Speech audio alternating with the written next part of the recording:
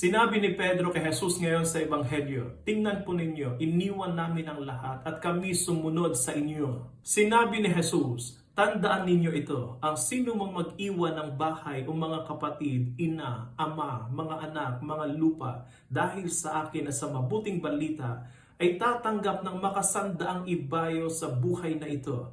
Ngunit may kalakip na pag-uusig.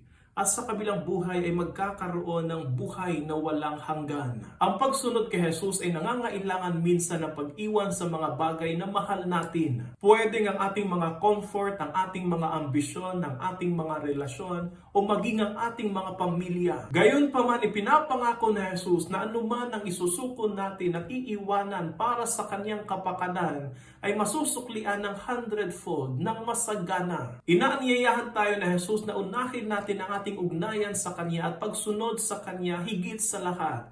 Dahil sa ating pananampalataya sa Kanya ay may pagpapala at buhay na walang hanggan na naghihintay. Nawa ay magkaroon tayo ng lakas ng loob na mag-let go at magsakripisyo para sa Panginoon. Dahil ang kapalit nito ay pagbubukas ng pinto sa mga masasaganang pagpapala mula sa pagsunod sa Kanya ng buong puso.